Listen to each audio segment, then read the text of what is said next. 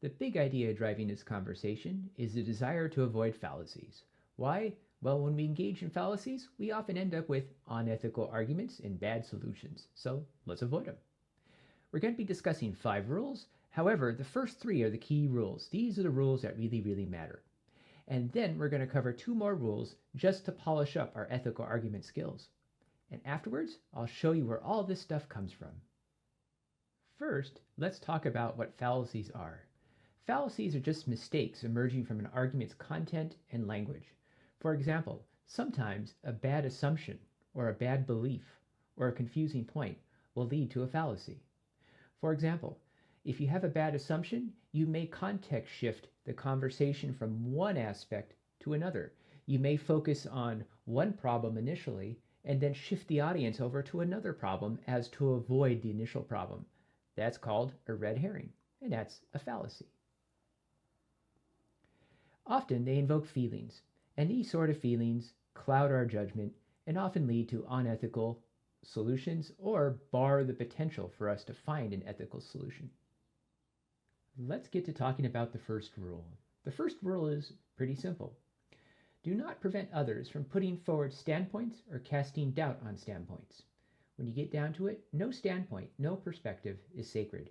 Everything is up for debate. Everything is up for argument. Everything is up for discussion. You have to be open-minded to do that. So one of the key things about this rule is to remain open-minded to other perspectives. Look at contrarians to your argument. Look at things that may contradict what you want to assume and argue, and include those into your argument. And if you'll do that, you'll have a much more ethical argument. Examples when people don't follow Rule 1 are this. For example, threats. They'll actually threaten the person or attack the person verbally and sometimes physically, depending upon where you're at. These sort of attacks keep people from sharing their doubts or bringing in other perspectives. Also, sometimes a misplaced critique, even though well-intended, will make someone want to feel like they need to shut up and not talk. That violates this rule. Sometimes people attack the need to argue. They'll question whether this needs to be argued in the first place, even though it needs to be. That's another way to shut down bringing forth other standpoints. And last but not least, which is very common, denialism. When someone says, nope, this is not worth discussing, end of conversation. So when it comes to rule number 1, remember, everything is up for debate. Everything is up for discussion, even the stuff that doesn't agree with your argument. Now it's time for rule number 2, and here it is.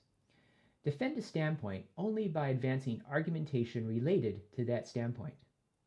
This is a pretty obvious idea that you just don't want to drag extraneous junk, extraneous facts, things that are unrelated to your argument into the argument. Why? It just convolutes the argument, makes it harder to understand, and suddenly your argument just ends up somewhere way out there and you don't even know what you're arguing anymore.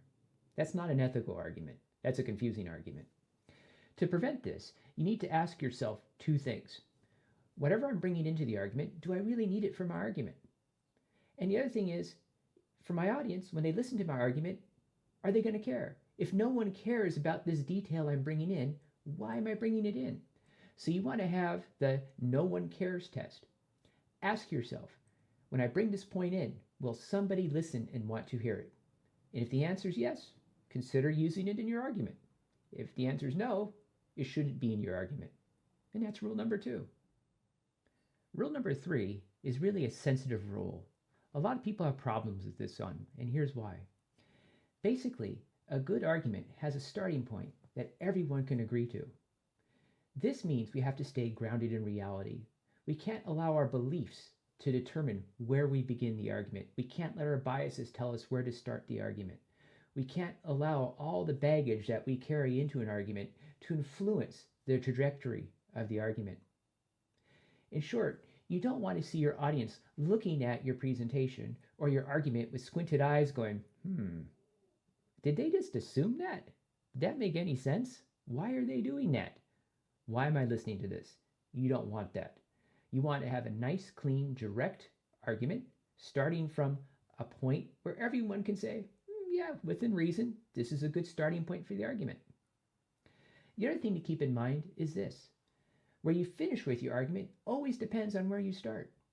Your starting set of assumptions will always influence the path between the beginning of the argument and the end. So really be careful and choose a beginning of the argument that most people would agree to. And you're going to find that your ethical arguments become much easier.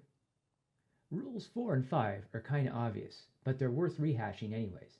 Here's rule number 4. Rule number 4 is know when it's time to move on. When you win, retract your doubts and know that your argument was good. Way to go. But if you lose, retract your standpoint. Realize, I tried, but my standpoint didn't hold up. And then move on. That's key. That's part of arguing. That's part of debating, is knowing when you won and when you lost and how to be a graceful winner or a graceful loser. The final rule is clarity. If you try to argue using a concept or idea you don't understand, your argument's just going to become a mess. It's going to become confusing. People are going to go, huh? Stuff like that. You don't want that. And often, confusing points shift their meaning and end up resulting with or in unethical solutions and unethical arguments. And you don't want that.